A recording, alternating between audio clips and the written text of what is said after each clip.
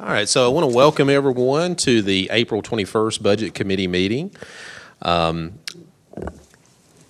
like we have Mr. Pennings, Mr. Moore, Mr. Lassiter, Mr. Bates is present, Mr. Beaver, and Mr. Dudley. So we do have 6 members present, so we can go ahead and get started. We may have some additional members that come in later. First item of business, we need to adopt an agenda. Everyone's got a proposed agenda in front of them. I'm going to remove under new business item A. We've already accomplished that, so I'm going to strike that. We'll change the next items to A and B. Does anybody have any additional changes? All right, so I'm striking item A. We've already got through the GP, so we're now on to B and C. We'll change that to A and B. Are there any additional changes to the agenda? Okay, we got a motion by Mr. Moore to approve as revised. Got a second by Mr. Beaver. Any discussion on the motion? Seeing none, all in favor say aye. Aye. Any opposed? Motion carries. All right, we have our minutes that everybody received from our April 18th meeting. Does anybody have any revisions? Is there a motion to approve the minutes? Motion by Mr. Beaver. Second by Mr. Dudley. Any discussion on the motion? Okay, all in favor say aye. Aye. Any opposed? Motion carries. All right, so now we're ready to start getting back into our capital budget. We did have some discussion at our last meeting, and I think as far as our capital budget, what I'm going to try to do is break this into 2 parts. I think the first part is whether the committee believes we should go ahead and spend some funding now in the 15-16 fiscal year that we're currently in towards some of our capital needs. And so we'll have a discussion about that, and then after we get done with that discussion, then we're going to come back to what do we want to propose for the future for our 16-17 capital needs. So let's go ahead and dive into what the committee wants to do at the present time. And so Dr. Berkins, at one of our last meetings, we did approve to take some money out of our current fund balance to fund some of the director's key requests. After we take that money out, how much will we have in available fund balance presently? Excuse me, $3,533,183, pretty much. I have it bolded there for you. All right, so that's $3,533,000? Yes. Okay. And that's after the state mandated 3% that we have to keep in fund balance, equal to 3% of our operating budget. Yes, Mr. Okay. All right. So we've got that updated information. So what I would ask the committee to do now is let's get into some discussion whether the committee wants to utilize some of our current fund balance towards some of our capital needs. We do have the EMG report that our facilities committee has gone over. We know we've got about a $30 million to-do list as far as some of our immediate needs. And so I want to get into some discussion whether any members think that it would be prudent for us to possibly utilize some of our current funds. Mr. Moore. Oh, I'm sorry, Mr. Dudley, then Mr. Moore. Thank you, Mr. Chairman. I think it's a good idea because oftentimes we aren't able to utilize our summer months. I mean, as short as they are, it's still the best time to, and the only time we're able to do some of these projects. And so if we don't go ahead and try and put something in this year's budget where we can go ahead and work all summer, we're cutting ourselves short. Because, you know, just because we send our budget to the commission, I think it may be one of those years that it's close to October before they get it finalized. And so I see this as our only way of really being able to maximize our repair and construction season. And so I think we need to transfer a good sum of this $3.5 million and commit it to our projects.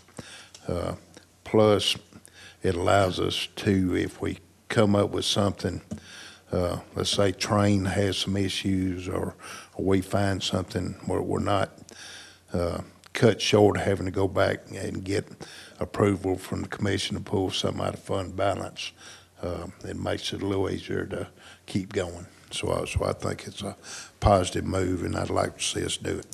Thank you, Mr. Dudley. I think that is a good point. I think if we can go ahead and put Mr. Breeden to work as soon as possible over the summer, that would be good to be ready for the 16-17 school year, rather than us getting bogged down. If we make some of these requests as part of the 16-17 budget, they might not get it approved. I think last year it got approved in October. So I think we don't want to take that risk. Mr. Moore. Thank you, Mr. Chairman. And I agree with that as well. I think we need to go ahead and start moving on some of these things as quickly as possible, especially things that possibly can be started this summer. And I know I say that, and I know we do have the MG report, and we've got the staff that's been working on massaging that to make sure it's all appropriate. And I don't want to put anything ahead of anything else. However, I think it is appropriate in this case to go ahead and get some impact, some things that can be taken care of. I know we've talked about some projects that are maybe a little higher on the list, but they may not be able to be started until summer of the following year anyway. So, I mean, I think that's a reasonable adjustments to make. And to go back to what we had talked about the other night, too, I still think that the number I had thrown out, and I'm obviously willing to other suggestions, but the number of the $2.4 million is where I personally felt was a reasonable number or a good starting point to talk about for how much we could address to this and still leave the 3% plus a little more of a cushion, which I still like a little bit of a cushion there. I think that gives us some room to still be able to address some needs that emergency needs that come up without having to go into 3%. And keeping in mind that the reason that 3% is there in case there are emergencies. So that is available too. We don't need to just completely ignore that, even though I don't want to get into it, but it is there for that purpose. But I think that 3% plus some cushion gives us, I think the $2.4 million is a reasonable number to be able to start addressing these as soon as we can. Thank you. And Mr. Moore, maybe you can remind us, what was kind of like, how did you come up with that particular number? I mean, was that, did you have some sort of like calculation behind the 2.4 and how much would be left over? Yes, it is, Mr. Bates. What I had originally come up with was just looking at 3%, and I just simply added another 1%. I felt like the additional 1% was an easy number. It's not just pulling a random dollar figure out of the air. I felt like it was a reasonable amount that was easy for everybody to kind of not get too confusing. It's 3% plus a 1% that we're adding on top. And I think that got us into that ballpark of the 2.4 million is where I was at. With this actually, if you do 2.4, if you look at the 3.5, it actually comes at pretty close to what we're talking about there. All right, so your calculation is if we took out 2.4 million out of fund balance, that would leave 4% in fund balance then? Actually, I think I'd have to go back and look at the numbers of what her number is now. I think it actually ends up being a little over that. A little bit over 4%. But close enough for a round number without getting into a bunch of odd numbers. Okay. Mr. Pennings.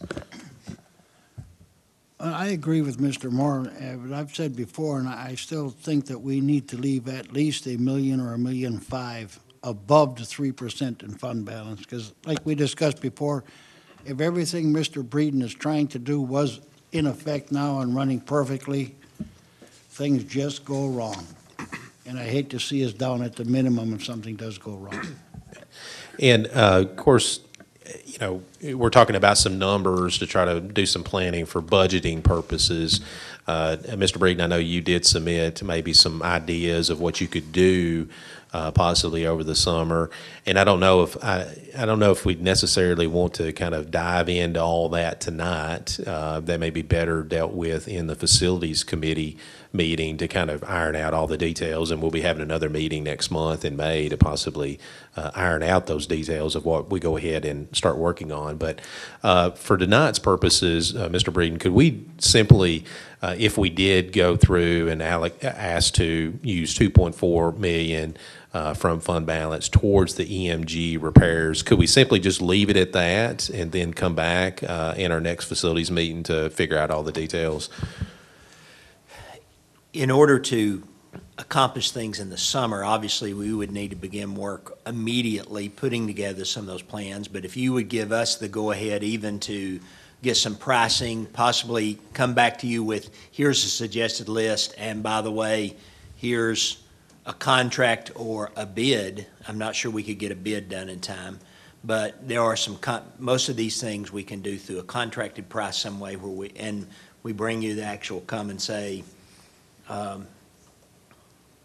for instance, there's some HVAC repair that we talked about with Train. There's some boiler replacement that we know that something we could do right away. We basically need to get those done before the cooling season next year starts. And I guess you could even do that. We could bring you a firm price from them that says, here's what we could do. And I guess you could even do it in segments where you could come in May, if we allocate 2.4 million, you could come and say, hey, this is something we need to go ahead and get working on right now, this amount of money, and I'm going to have some more proposals for you all to look at in June. That way we're not kind of like swamping ourselves of trying to do things too hastily. It gives us a little bit more time to work through all that. So, Mr. Pennings. If I remember right, I think to do Hampshire right, we still need another 800,000, is that correct? Yes, sir, to totally finish. Well, actually, to do everything we would need to do, which we're still at the $1 million to replace the system there, because the money we're spending there really wouldn't go toward the new system code. We're talking about putting in a new chiller. It's what was approved at the last board meeting, and that would not apply toward the new system. So there's one other thing. There's some other things, the need at Mount Pleasant Middle School as well. That's something, either one of those jobs, we really need to make a decision a year in advance to plan. We can't wait till next spring to plan what's going to happen in the summer for that. We would need to make a decision by this fall that, hey, we want to get started, so that gives you the engineering time, scheduling time, planning time to get that set up so that then when the summer hits, you hit the ground running for either one of those type projects. And to kind of put the board's mind at ease when we really think about using fund balance, I mean, the big things that we talk about are taking monies out for facilities, for things that pop up that we don't think about. And so essentially what you're doing is you're allowing this money to go towards facilities, things that you want to go ahead and start fixing on that EMG assessment. I don't foresee anything else popping up that's going to cost us more than $1 million, because the money will always already be in Stan's account to go ahead and start doing those types of things. So I'm comfortable with that cushion. I'm comfortable with that recommendation for round one, looking at starting to crank away on that EMG assessment. And I'll be honest with you, Stan and I, and Dave, we've been talking. He's come up with a pretty good list of where to start to get the most bang for the buck out of the gate for this beginning push. So I feel comfortable with the list that he's come up and he's recommended currently to the board. Okay. Is there any other discussion? Mr. Dudley. Thank you, Mr. Chairman. One of our deals earlier in the week or last week, it was brought up about the odor at Brown. There's not much anything any worse than being hot or cold. I'd say one of the next most offensive things is having to sit there and smell some horrible odor all day long. Is there anything we can do to help alleviate that, or cover it up, mask it, some air freshening system to help cover it up, or until we're able to make the repairs or whatever? In much of those cases, it has to do with dry traps. You know, we have a lot of floor drains in the floors, you have traps, and those traps will get dry, and then what allows the sewer gas to back up through the drain. We experienced a situation like that at Highland Park. Some of you remember when we did 2x2 tours. It actually, we went in and they were experiencing that day. City of Columbia Sewer Department came in and helped us do a smoke test in there.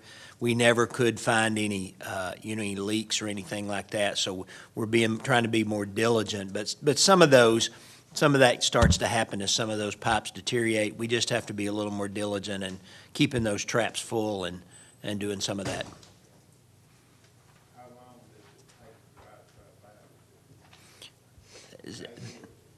It's usually weekly. You usually have to, those are usually weekly kind of issues, or every week or two if you don't pay attention to them. So part of it is we're going to have to be a little more diligent on the part of our maintenance people, checking on those regularly and working with our principals on that. One of the things that will help with that, if you'll remember in the budget, we're adding an additional plumber position, if I can get that out right. And just having more plumbers to go look at those kind, because when we have a plumbing problem, we try to send a plumber to do that, because it could be something as simple as a dry trap. It could be something, we got into a situation at one of our schools where we were having a real odor, and we found that when they replaced the roof a few years ago, the vent pipe that goes through the roof got capped off, and so it was cut off, and the odor was escaping out inside the ceiling area, and so we were able to find that. That was took a little work to figure that out, but sometimes you need, somebody who knows what they're doing. I mean, I know once we redo all the plumbing, we'll put the valves in that puts water in. The automatic, yes, sir. In the traps, but even if somebody could be sure to utilize those drains and pour a gallon of liquid in them once a week or every 2 weeks or something, would definitely help.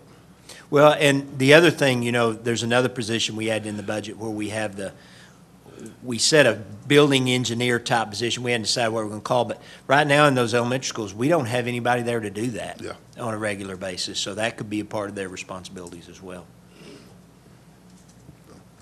All right, thank you.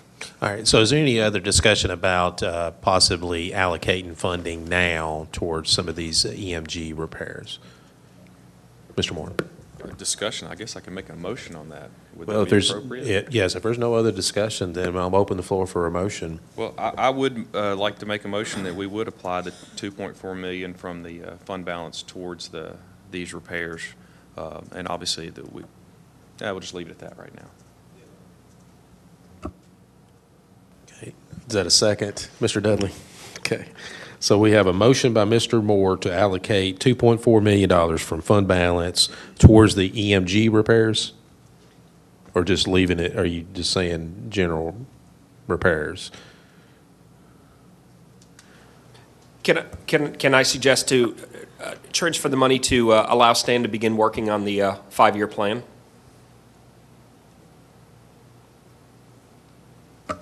The 5-year plan based on the EMG report, Yes. I'm okay with that wording. Yeah, and again, none of this money can be spent without us coming back and you approving it. Sure. I mean, Yeah, when I we get the think final price, The it'll only have to thing come is, back I to you for think there needs approval. to probably be some more discussion about the 5-year plan. I think that's going to, I mean, there's a lot to digest on that other than just the EMG repairs. And so I guess for me personally, I guess I would prefer to keep this focused on the EMG repairs at this time.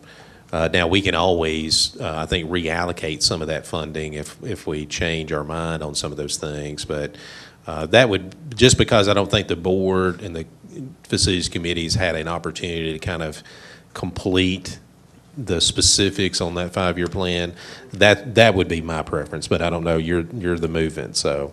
I'm just saying that based on the EMG report, I'll go with that. So allocate $2.4 million to begin repairs based on the EMG report. Okay. And Mr. Dudley, is that still acceptable to you as far as the motion? Yes, let me ask one. I think the EMG study incorporated all of our list anyway. Yes. So, Okay. yeah. So it is good. All right. Any discussion on the motion? Mr. Lassiter? And I'm still going to voice my opinion on the CMG report and the electrical portion of that. My understanding is basically this went, when EMG came, they did basically what we would go and have a health screening done for us personally, where you pay somebody, $25 and they do a quick once over, and they're not doing x-rays, they're not doing ultrasounds, they're not doing this and that. And if you went and they said, you've reached that age that I think you need a heart transplant, you'd probably say, hold on a minute. I think we need to look into this a little more. And my opinion is that's where we're at on this electrical portion when I see all these different schools that we need to do major rework on. I mean, I'd like to see us do a more thorough check of that over the summer as well and make sure that we're using our money correctly.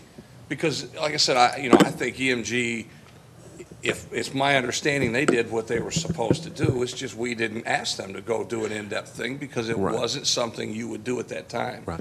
And I think, Mr. Lassiter, I think your point is well taken. I think we're kind of in the beginning stages of working through exactly, the specifics of all of that. And I think some of us have questions, some of us, may want some additional information. But I think what this motion that's on the table right now is just to simply allocate 2.4 towards the EMG repairs. And I think all of us can agree, whether we may have some disagreements on maybe some of the specifics, I don't think there's anybody here that thinks that there's not at least $2.4 million in that list that really needs to be tackled. And so again, I think we can possibly turn that over to Mr. Moore next month to try to work through that as to what is going to be prioritized as far as that particular funding. And I think that's some additional things that we'll probably get into in subsequent meetings, Mr. Lassiter. I just want to clarify two things. Yes, on the facilities committee, I do plan for us to further explore that quite a bit and flesh that out. So I agree that we need to really refine what exactly we're talking about. The intention with my motion, and I would definitely be up for any suggestions to clarify it further. My intention was, as we've discussed, and I don't know how to put it in the words of the motion to make it appropriate, was to start on things that can give us an immediate impact. I think that's what the directors pointed at. That's what Stan has kind of hinted at. That I think that's what the board would agree, that we want to start on things that we can get something done this summer. I think clearly that major plumbing or major electrical overhaul is not something we would get done this summer anyway, so I wouldn't see that kind of coming up in this dollar figure. And I believe that Stan and his department have already put together some items that wouldn't even be anywhere near the plumbing or electrical, other than maybe some actual repairs that have already been identified. But most of the stuff would go towards things that would give us an impact over the summer, so that when school starts back in the fall, we actually literally have something to show for what this money has gone towards. I think that was the goal, and I don't know if we need to refine the motion. No, I further. think the current motion on the table, I think it's just allocating a amount. Okay. But I think this is still going to require board oversight at the next facilities meeting to fine tune the specifics of what that's going to be utilized for. And we got to keep in mind, even if we approve this, and then at the special call on Monday, approve the committee's recommendation, then it has to go to the commission. So it will be probably before, even in the best scenario, it'll be by the time of your next facilities meeting before that would even be approved. And so that gives us some additional time to put some more thought into all the details and the specifics, and it gives Mr. Breeden additional time to work through some of those proposals and some of those ideas. All right, so is there any other discussion on the motion that's on the table? Yes, Ms. Parker. Mine was more of a clarification, and I think you're kind of hitting on it, but as far as your motion, Mr. Moore, is it specifically on like any of the options that Stan had presented, or is it just generally for $2.4 million for EMG? The intent of my motion is not on any of I think we had 3 options. It's not tied to any of those. Okay. I think that the intent is to look at the overall list that has been compiled by EMG, which does include what we had already compiled as well, and to look towards spending that money towards immediate things. I think And as Mr. Bates said, we're going to have to further refine. So the options would be discussed maybe at your Yes. zoning and facilities? Yes, all of Okay. these things, I mean, as Mr. Breeden was saying, before any money was spent on any of these projects, what I think he would be, were this to pass, I think he would bring us back a list of these kind of immediate type things that can get an impact, and then we would be able to discuss whether or not we wanted to spend this money on that at that point. Well, and another question I have is, I know Mr. Lassiter mentioned wanting to do some further study on things. Would that money, money for a further study of the electrical or plumbing, would that be coming out of this, or would this only be for immediate repairs?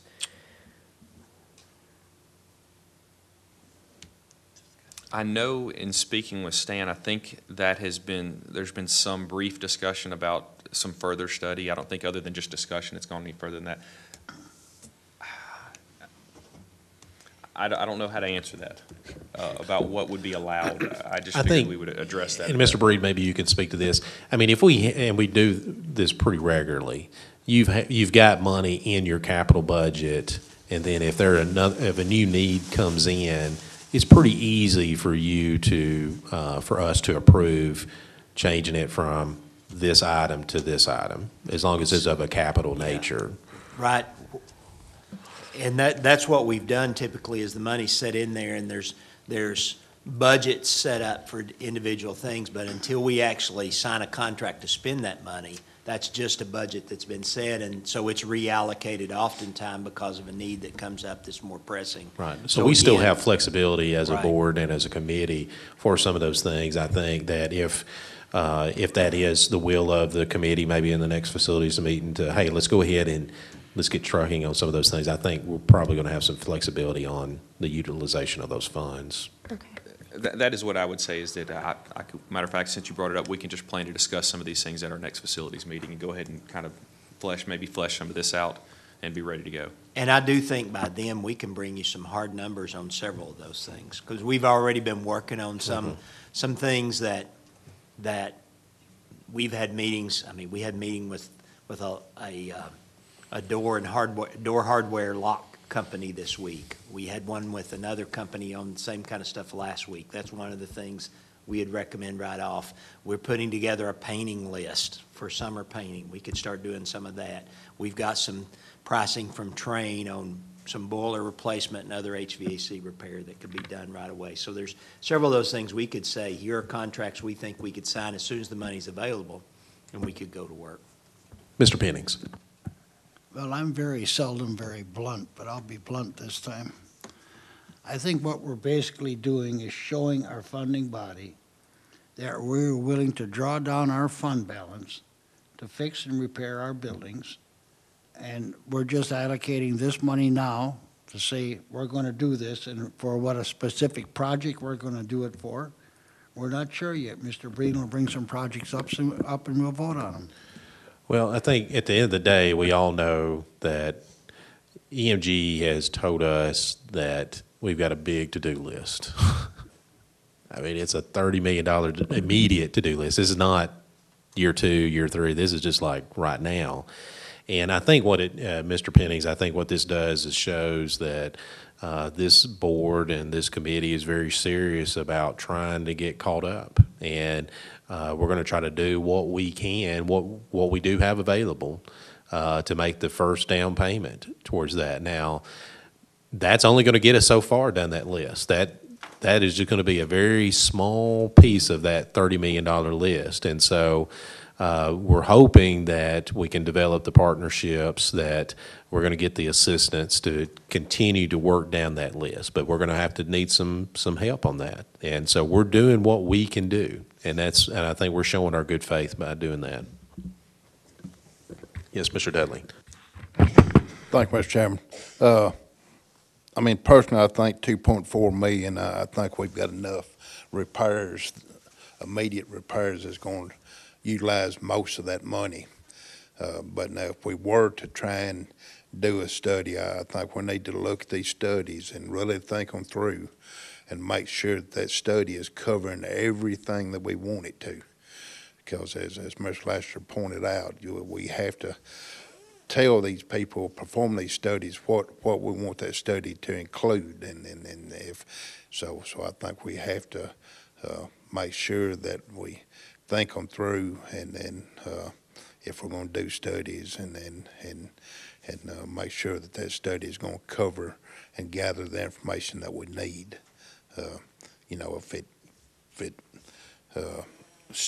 Let's say electrical, for study, we want them to evaluate our current system, and as part of that, do we think we can deviate from the EMG report and gaining additional 5 years use, or if we replace these components, what's it going to do?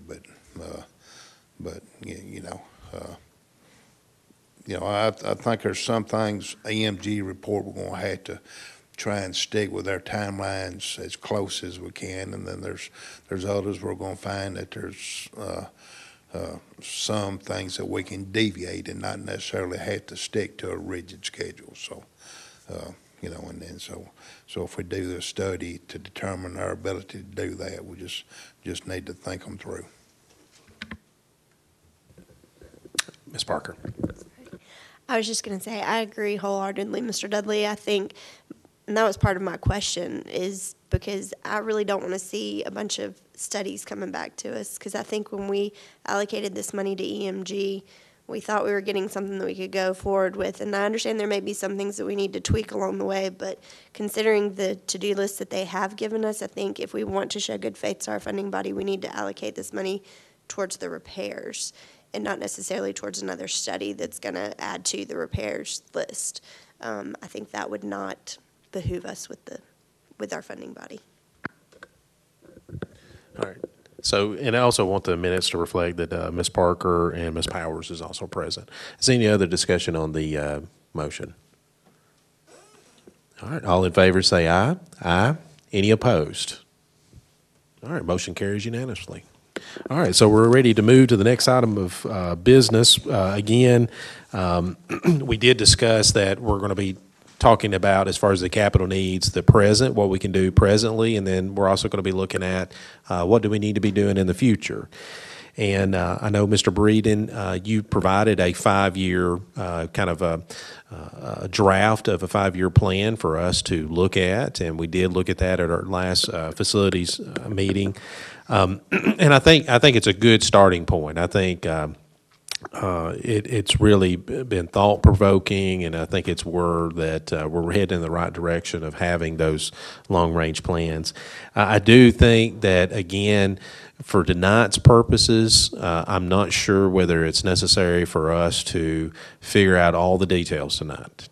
As far as what our 5-year plan is ultimately going to be, because I think we do need to put some more thought into it. And if I could wave a magic wand, I would love that we'd had maybe some additional time to kind of work through that after EMG completed their study. But it's just logistics. It took a certain amount of time to get that done, and unfortunately we haven't been able to have that time to kind of work through that process completely as to how that would develop into a 5-year plan.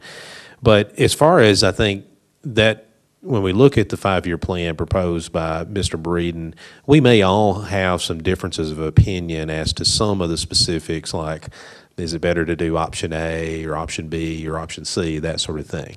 But at the end of the day, I think when we look at the plan and when we think through even what we think, well, maybe should be option B, I think we can come to some agreement that under any scenario, it's going to require us to do some planning and start budgeting some money.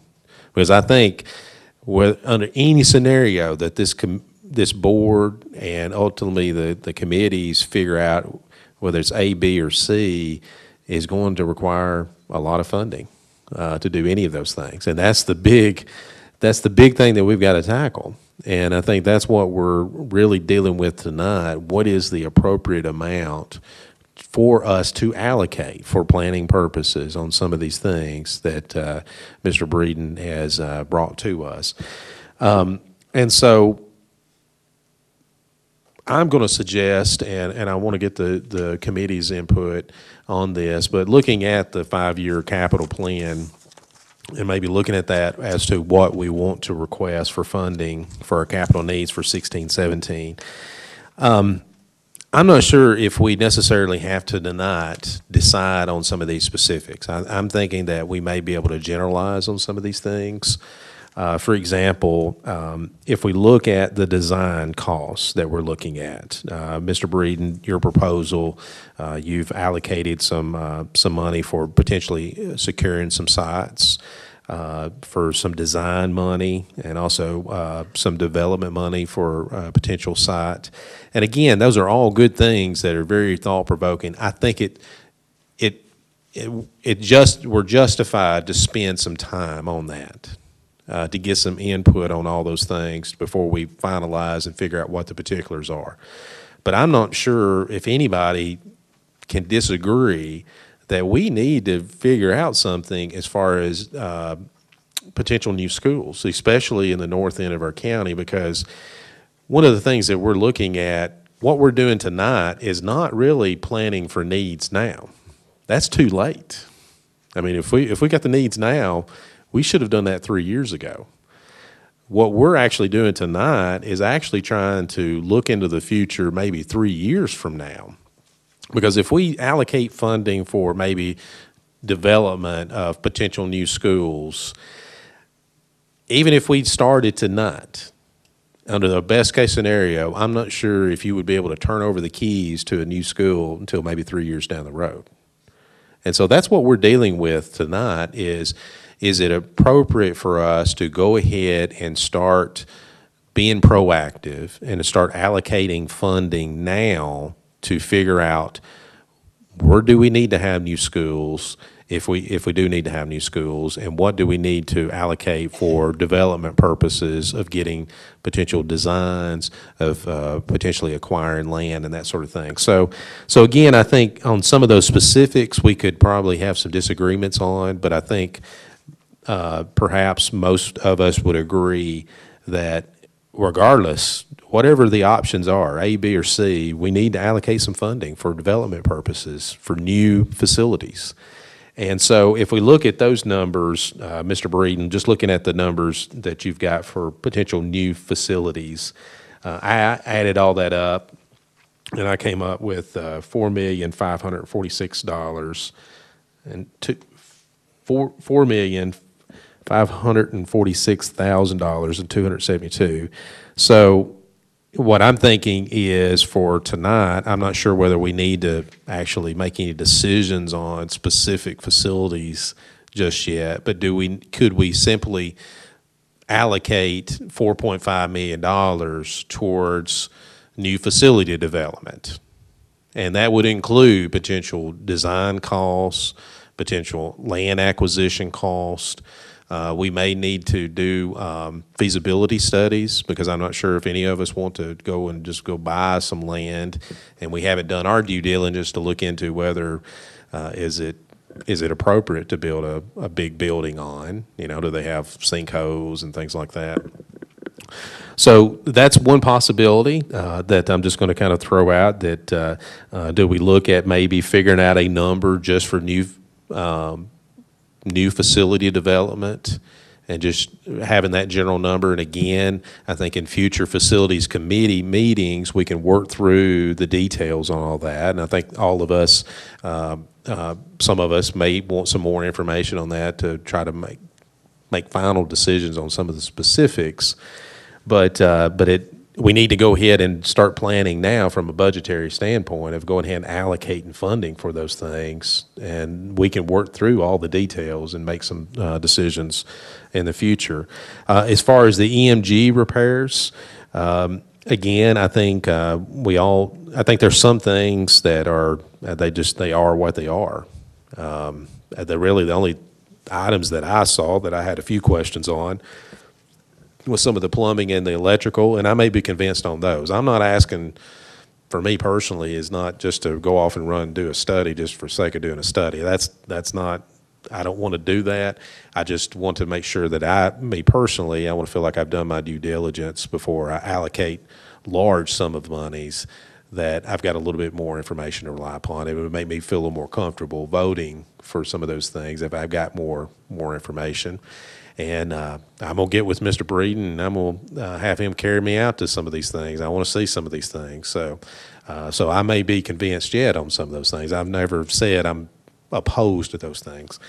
But again, I don't know whether tonight we have to get into the weeds of figuring all that out, because I think that's going to take some time to work through and making those final decisions. But at the end of the day, again, I go back to, no matter what, we may disagree on some of the particulars, it's a $30 million list. And there's going to have to be, I think there's going to have to be some start to us to start whittling down that list. And what EMG, my understanding from EMG is that if we could just snap our fingers and make that list go away right now, that's just the starting point.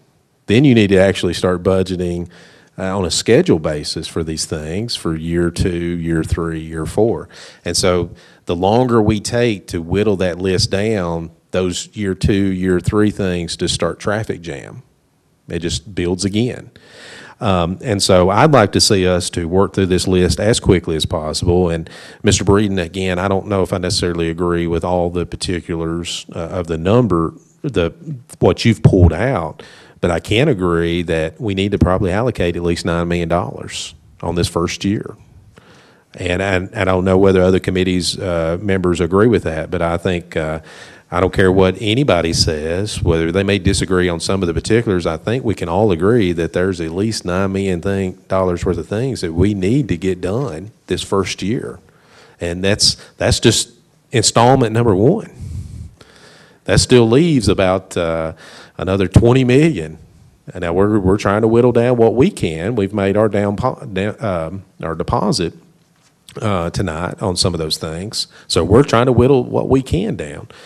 But then the other item is are the buses. And Mr. Breeden, I know that the number that you proposed to us, that included reducing the walk zones. But I think through the GP budget process, we actually had to take out those bus drivers.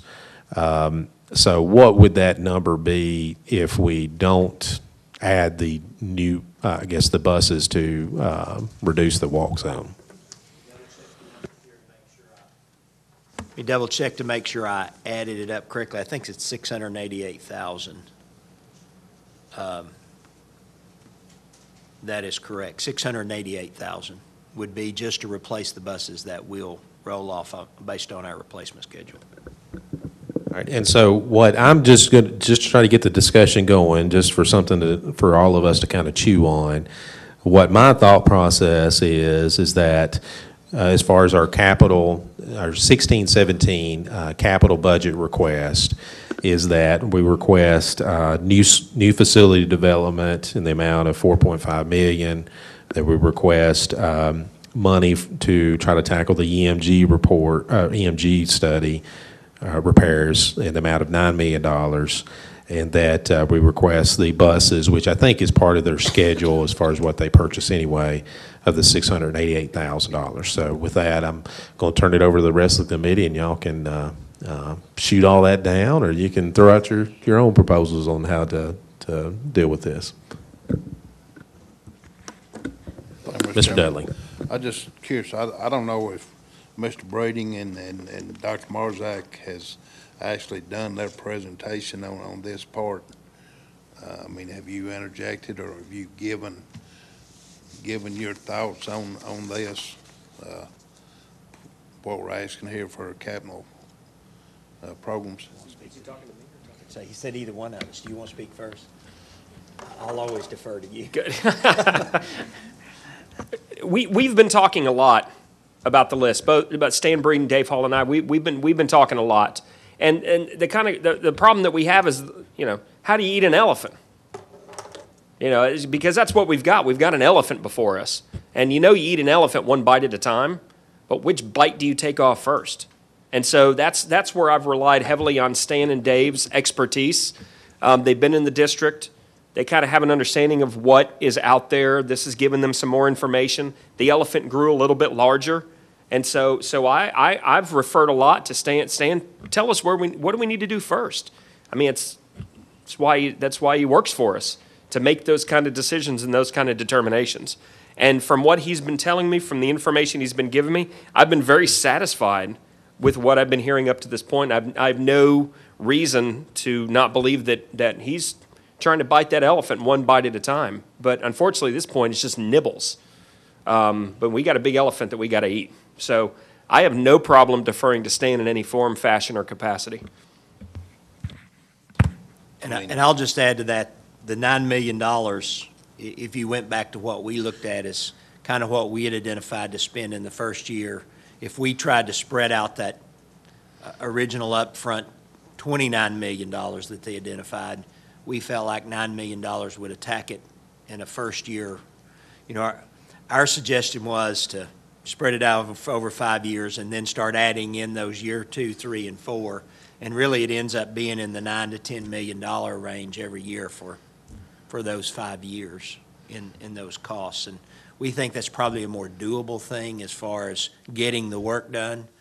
Because you all know, some of this work will take some time to get designed, get bid. I mean, for instance, one of the things that there's a lot of brick work in here, repairing brick on the outside of our buildings. We need to, that's a next summer. We need to start working now to get that done next summer. But if we can't start securing bids until there's money allocated for that. We can't go out and secure a bid if there's not any money allocated for that. So we need to have the money allocated before we do that. So, yeah, I think if we went with this approach, it would be an approach that we could then make this work. I guess one thing I'm asking, what sheet are we using? We're using the figures on this proposal that you gave us last week, the last page.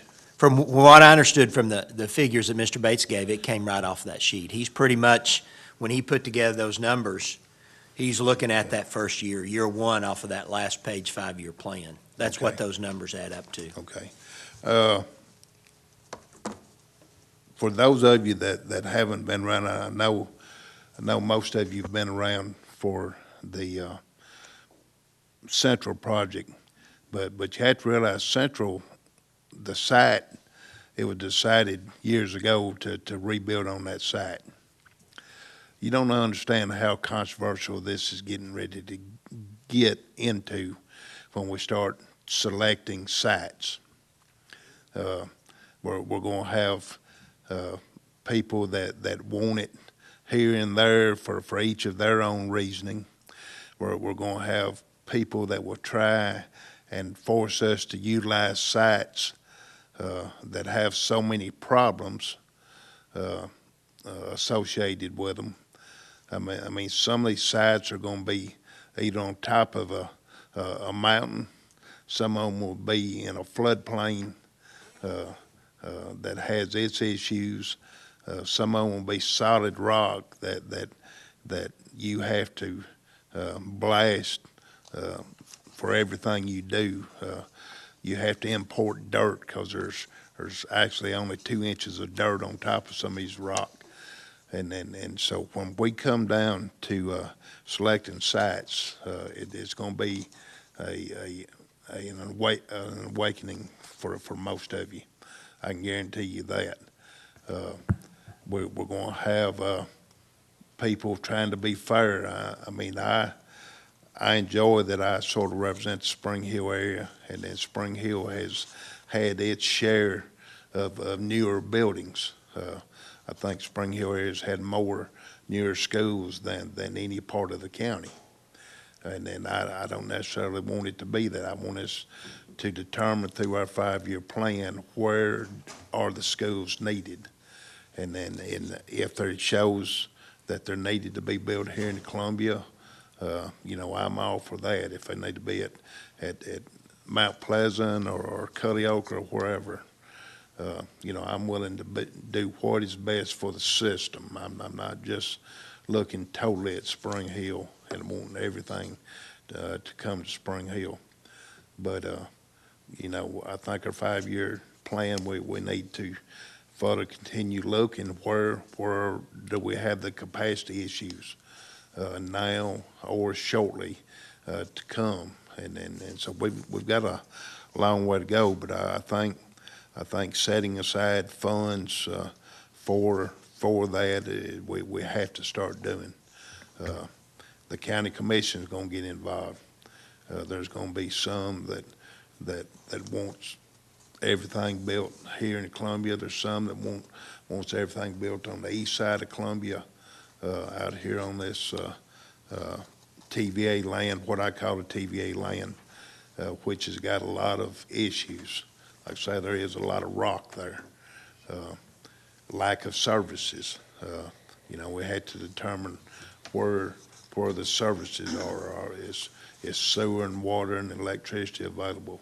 Are we going to have to build roads going to each of these sites? And so there's a lot for us as a board to look at, and as for the building committee to look at. So it's going to be an experience, but I think having money set aside for the construction or replacement, as well as money for the maintenance, I'm glad to see us doing that.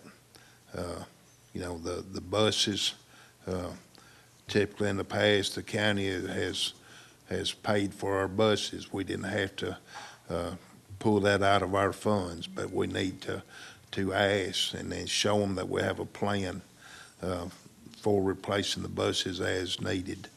I wish if we want to drop down to this new walking radius, walk zone, if we have the buses and we don't have the drivers, a bus sitting over here in the parking lot's not doing us a lot of good. So we may need to go back and look and see if there's some way we can come up with funding for the drivers. Thank you. Thank you, Mr. Dudley. And it sounds like when we get into the land acquisition part of that, we're going to make you the point man on all that to deal with all that. So, but I do think that, again, I think there's a lot to still think through, more information, but we've got to now go ahead and start setting aside some funding for those planning purposes, because, again, if we put that off, I don't think we can afford to put that off. If we wait until we get it all, and wait till next year, that just creates another year of a traffic jam, and it puts us off 4 years of what the population is going to be at some of these schools. And so we've really got to kind of project out here. We're not thinking about right now, we're thinking 3-4 years out. Ms. Parker and Mr. Pennings. With regards to the buses, doesn't it usually take us a year, though, to actually get them into service? Yes, ma'am. Actually, the buses that were approved last year actually are arriving right now to go into service this fall. So these buses will be the ones that come out of service next spring. Okay. And then these buses that will be purchased in this year's budget will go into service the fall of 17. Okay. So if we were planning ahead for dropping the walk zone, then we probably would need to include that this year. That would be a good point, because these buses actually, if we were to buy them now, that they would not. So they wouldn't be available until the fall of 17. That's a good point. Okay. We hadn't thought about that. The other thing I wanted to mention was, obviously this year is relative to all the other years, is not necessarily a huge chunk compared to the 72 the next year. And I just am curious as to whether or not we really think that our county commissioners are going to fund 72 the year before an election. So I don't know if we should try to average that out, because I think we're definitely going to have needs if we did look closer to the 35 million average per year. I think we're going to have to we're probably going to have to address the growth to the northern part of our county, and then the repairs are certainly there.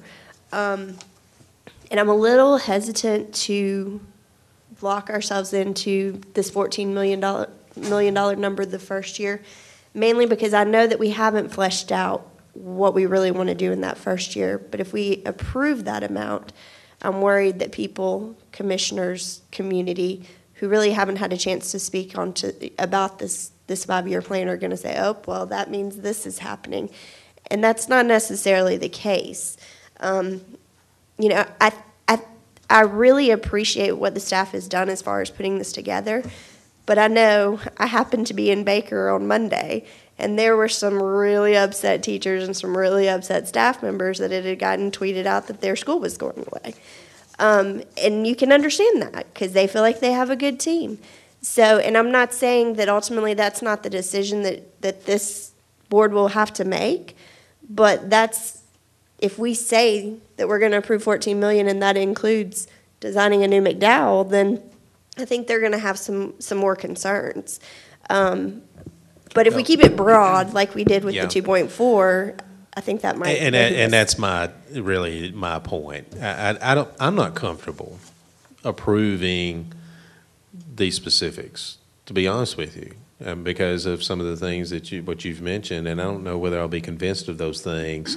But all that being said, I still recognize the need to start planning, because I see that we need probably this year to start developing some plans for some potential new schools. Because again, I'm looking out 3 to 4 years, and I just, if these populations and some of the areas continue to grow, I think that's just us being having due diligence to start allocating that type of funding. So, I agree. Mr. Pennings and then Mr. Moore. Excuse me. Well, I think Dr. Marzak and Mr. Breeden have to be able to go to the county commission when you're asking for $14 million and give them some specifics about what we want this for. For instance, McDowell, if you don't start planning now to decide whether McDowell has to be gutted and revamped or rebuilt, and if I heard Dr. Marzak a while back, I think he's in favor of a campus for like Spring Hill instead of 3 schools scattered all across the part. And if I'm wrong, you can just tell me I'm wrong. But, and to your point of you asking for that money when there's an election year, I've been going to county commission meetings and budget time for 8 years now. And personally, I get kind of tired of people saying, we can't do this because it's an election year. Do your job, and you'll get reelected. I'm in favor of Mr. Bates' proposal. And just to kind of address the concerns Ms. Parker had, they are valid. I went out to, upon request of some of the board members, I went out and talked to Ms. Matlock at Baker. She was, of course, upset. And one of the things that I tried to explain to her is everything at this point is just suggestions. There's nothing that's going to happen. We're not going to go ahead and put wrecking balls in the parking lot at Baker and rope them off with cones. I even offered to come out and listen to the staff and listen to them talk to me. I'm willing to go out for parent nights and listen to parents that have concerns. I'm willing to listen to anybody that has a concern, and they always have a welcome ear. The decisions that we bring to you guys are what we think are in the best interest of the entire county moving forward. And so that's what we're going to bring to you. If you would like to make those decisions, we're okay with that. If you'd like to put it back on us for us to make the decisions, we're okay with that. Our decisions, like I said, are reflective of what we think we need to do for the entire county. We're not going to make a decision on one building or one grade or one classroom or one school. That's what we think, that's what we bring to you, and I think it's the most impartial way to do it. And as you guys know, with every decision, you're going to have half the people that love it and half the people hate it. That's why I love snow days so much. It's just the way it is. Thank you. Thank you, Mr. Director. And I do want to just make sure that everyone does understand that. This is us doing our due diligence of thinking through things. And if we don't at least discuss things, then we're not doing our job to try to plan for potential scenarios. But before any of us, I think, is going to be comfortable as far as making some big decisions, we want to make sure that we've got input of the public, input of teachers, input of faculties. This is just simply a planning discussion. And again, even though Mr. Breeden's original proposal, my number has nothing, I'm just looking at your figures. Everything else, I'm not really relying upon. I'm just looking at the figures of what you've looked at for a budgeting purpose of potentially designing 2 schools. I mean, that's what we're looking at. That's about $1 million that you've allocated for designing 2 schools. Now, is anybody going to argue with us that over the next, when we're looking out 3 to 4 years, that we probably ought to go ahead and allocate funding for potentially designing 2 schools? I don't know. But I think that's probably a prudent thing to do, to go ahead and allocate that from a development standpoint. And then the other cost is potentially securing a site. So, I mean, I think that's something else that's very prudent too. So, Mr. Moore. Y'all covered a lot in between there. I think some excellent points there, and I want to reiterate as well on the proposed 5-year plan. I mean, I have questions about it too, and I'm pretty sure if we went down this board, every single board member has questions and definitely wants to discuss that in much more detail. So nobody should think that these are set in stone by any means. But that said, I would be interested in, since we're talking numbers here, and Mr. Bates, I appreciate where you got your numbers from, and I can follow that. I'd be interested in what Ms. Parker's maybe ideas on numbers would be for that first year. Because to me, I'm just thinking through this, that I think based on what the numbers you said, you're about 14.3 is somewhere in the ballpark there, I believe, Mr. Bates. Is that close enough? It'd be well, and I think Ms. Parker, she actually made I think a very good point about planning out. I mean, having foresight.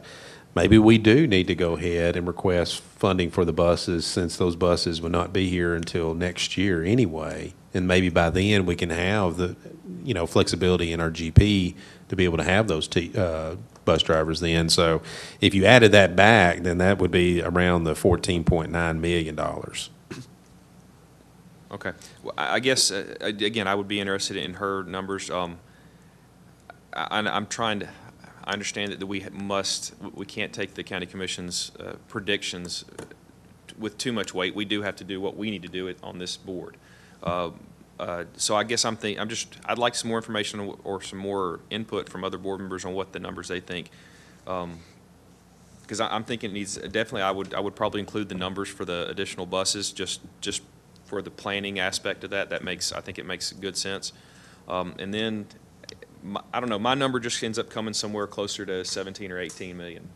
By the time I look at breaking out the $51 million, and again, I'm not looking at any of the plans, but every one of the plans had a total over 5 years of approximately 51 and a half, I think, well, except for the last one, but I think the highest was basically, call it 50 million. So I see that as being the 10 million. Maybe I'm wrong, but I'm thinking you're somewhere leaning closer more to towards 17 million. So I guess your thought process is, if I know I've got a $50 million list, because really it's a $50 million list over 5 years, and you're looking at dividing that up over 5 years of $10 million. So that puts a flat 10 million in just repairs. And then we had the other costs that we were talking about doing planning for the capital on top of that, and then you add the buses in on top of that. So that's where I'm kind of inching my number up. But again, that's just my numbers in my head. If anybody feel free to disagree or throw some other numbers out there. But no, and I think that's great, because all I wanted to do is just start the discussion. So I think any other ideas are definitely good to hear. Ms. Parker, put you on the spot. Do you have a different scenario in your mind? I mean, I was looking at the average, which was the 34 million. I don't know that is something that we're going to be able to get without more detailed plans. If we had, let's say, approved this and had worked with the commission and had their backing for this 5-year plan, then I think that would be reasonable to ask for. But I definitely think that we needed to up it more than 14 million, because I think there's some other things that are going to come up in the next couple of years that if we don't go ahead and plan for them now, we're probably going to find difficulty in getting it. I guess I would probably be closer to just around 20, but the details of that, I think that's 100 million over 5 years. Well, I guess, while I do want us to be general for budgeting purposes, I do want for us to feel like we're on pretty solid ground, with the rationale. And I think I can explain very easily why it's very prudent for us to allocate about $4.5 million for development purposes for new facilities. I think I can easily make that case. I think it's very prudent for us to allocate, the $9 or maybe the $10 million for the EMG repairs, to allocate for the buses. And I see what you're saying. I mean, the next year is, looking at kind of our 5-year draft plan that we have right now, there's a big jump because then that may be getting into construction costs. But that's almost so far down the road that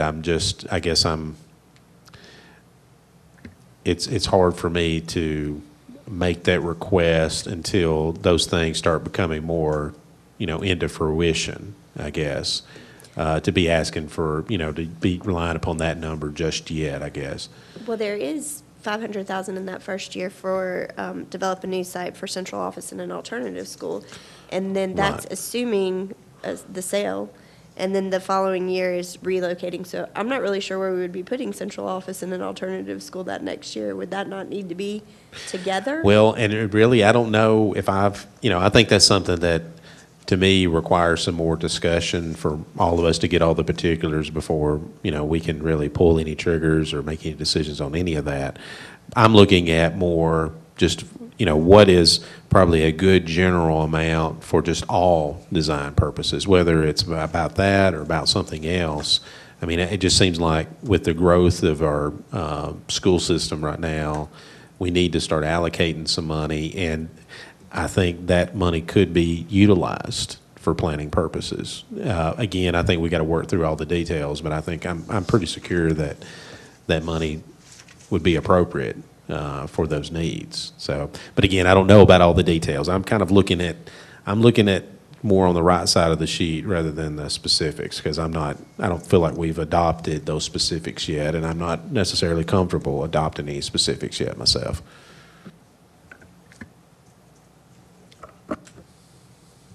Mr. Pennings. I agree with you. I haven't looked at all the specifics either. But if we figure we need 14 million this year, and for some reason we say, well, we better only ask for 8, isn't that doing what we said we shouldn't do anymore, is kick the can down the road? Because if you need 14 million now and you ask for 8, and you need 14 million now next year, well, now you're going to have to add another 6 million to it because you didn't ask for it this year. Well, and I think you could actually make a good argument that the need is actually $30 million.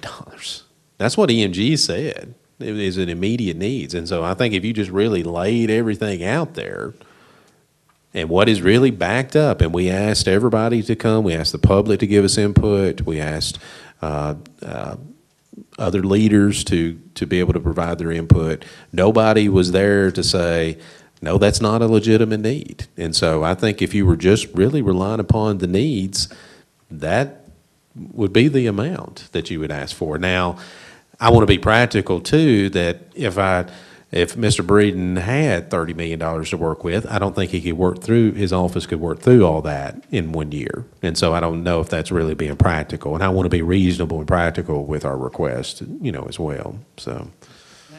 And I know where the county commission comes from. I mean, they've got a tough job, just like we have a tough job. But we have to do what we think is best and take it to the commission and let them do what they think is best, and then basically let the public decide. I mean, all we can do is what we think is best for the students of this county. That's all we can do. And then the rest of it is on somebody else's shoulders, as long as we've done what we think we need to do for the students. Mr. Dudley. Thank you, Mr. Chairman. What I would like is for the staff to be honest and tell us what do we need as far as new buildings or replacement buildings to provide adequate facilities for our students and our needs for the upcoming years.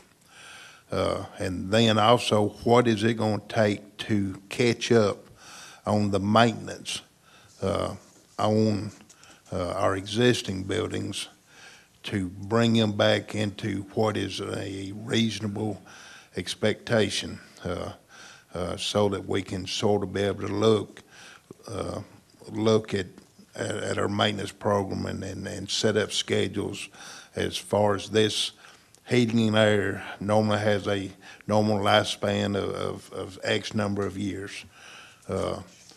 Roofs normally have a expectation of X number of years.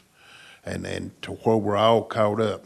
I don't want to see us asking for less money than what staff feels like we need to do what I said briefly.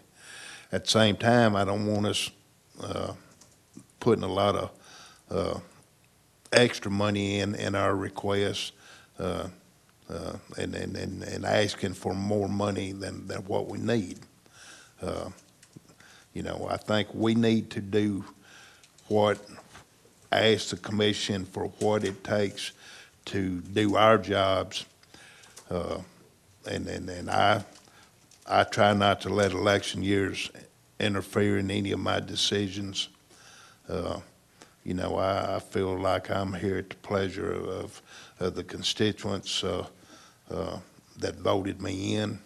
And if somebody else can do a better job, or if the constituents want somebody else, you know, that's fine.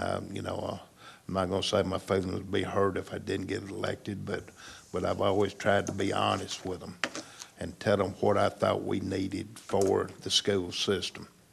And so therefore, I make that request to the county commission, and then their job is to fund. And I know oftentimes some of them, there's a difference of opinion there. You know, I know the county commissioners have other areas.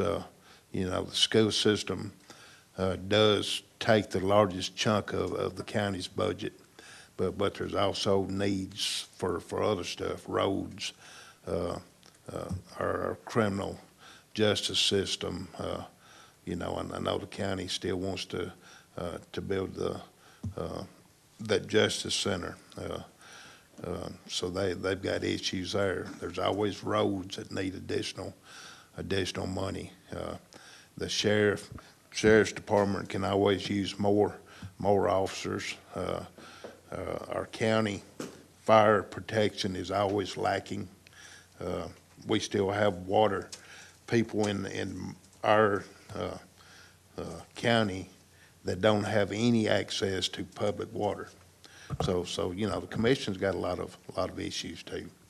But let's just be truthful and ask for what we truly need to provide facilities that will meet our needs, so that we have enough classrooms and all.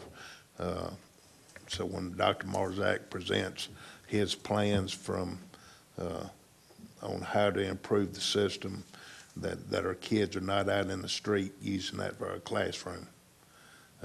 You know, so let's ask for what we need and be honest with it.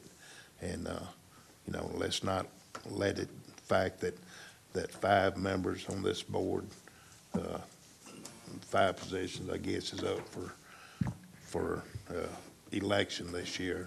I'm not going to try and break down. I know some of them are coming back in unopposed and this and that, but you know, let's ask the county for what we truly need and hope that they're able to fund it. But let's make sure that they understand that EMG gave us this report saying that basically they've got to provide a heck of a lot more funding for our buildings than what they've been doing. Mr. Braden, did you have your light on? Or? My comments might wait, but I was just going to add, regardless of whether we are repairing these old buildings or replacing them with new buildings, any schools we've got that are 50 years old or older need a major renovation. We're not talking about replacing this, or whether we want to get in discussion whether the electrical system is adequate or the plumbing system is adequate. You're talking about a major renovation to those buildings, and those buildings are Baker Elementary, McDowell Elementary, Joseph Brown Elementary also falls. It was built in 1965. You can do the math. We've got some schools that are 40 years or plus old. Mount Pleasant Elementary, Mount Pleasant High School, parts of Santa Fe Unit School, parts of Hampshire Unit School. Those all, when they reach that 50, we're talking about major renovations. And when you start adding all these things together, that it illustrates for those buildings, and it doesn't make sense to go in and do one thing this year when you go in the next year and you got to tear up what you did last year to fix. So it needs to all be done at the same time. So, again, we try to give some, here would be probably the most practical thing to do, and I understand we can't always make the most practical decisions. That's been discussed. It might make more sense to spend $10 million to do a total renovation of 350 student elementary schools instead of combine those together and build one brand new 500 to 600 student elementary school for $14 million. That's really not, we need to offer you both options, but that's really what you're talking about. I think for those schools 50 years old plus, we're not talking about going in and fixing this and fixing that. It's a major renovation those schools need. Mr. Breeden, I mean, what your office brought to us, the total proposal, and again, not getting necessarily into the details, but the total proposal for the first year was about the $14.9 million. If we had that available funding for this 16-17 year, either way, we've got options, correct? I mean, whether it's going in, like you were saying, do we invest more money in the school or do we try to allocate that money? If you had that funding, would that give you the either or flexibility? It would give us the either or to get started. Right. Again, what we were trying to do was not spend, we were trying not to commit a lot of money to something that we would come back a year from now and say, oh, we just poured $1 million into this, now we're going to tear it down and build a new one. That didn't make sense to us. So that would give us an opportunity to certainly start down a path that would still give you the flexibility to make a decision where you want to go. Right. And we could still spend some more time in the next month or two kind of working through that thought process of making those decisions. In other words, for planning purposes, though, if we allocate this amount for a budget, we still got a lot of options on the table to work through over the next month or so as far as the final decision making with that available funding. That is correct. Okay. All right. Let's see. Ms. Parker? Oh, Mr. Moore, then Ms. Parker. She graciously deferred to you, Mr. Moore. She's so nice to me. Okay, so here's my only concern with that. Looking at the two, and I'll be honest, for what I'm looking at, I'm not looking at the 5-year capital plan at all. I'm kind of ignoring that because just bear with me for a minute. So I'm looking at the three options we kind of put together based on the EMG report, just that part, because I can really deal in hard numbers here. The only thing that concerns me about the original, what Mr. Bates was talking about coming up with the 14 and some change million, was that kind of bases itself on just allocating the $9 million of the repairs, which would be what we've referred to as option 3. My only concern is that starts to make some assumptions that I don't think we as a board have made yet. So if you were to go back to look at option 2, which is the $16.6 million, based on those numbers, that is what the EMG report that's been realigned by our department. It does not remove any schools from the discussion that we haven't fully looked at yet. So and again, I'm just throwing numbers out there. When I do that and then work that back into the figures that we talked about, the $4.54 million and the $1.34 million, which I did include all the buses, I come up with $22.5 million on that number. And again, I'm just, like I said, working through this. I know that's a much bigger number than 14.5, but I think it also doesn't make some assumptions that I'm not sure we're ready to make yet. It's still less than what we need. As you said, I think you did say, Mr. Bates, that's correct. We probably should be asking for the $30 million in repairs right now, if in a perfect world. But I think this, if you look at it, in my mind, if you look at it that way, it doesn't remove those schools. It addresses what we asked the department to do with the EMG list without making any assumptions or changes. It comes up with that number. We figure in the planning as well for new schools and property, and it figures in the buses. And so I get, like I said, that number comes to 22.5.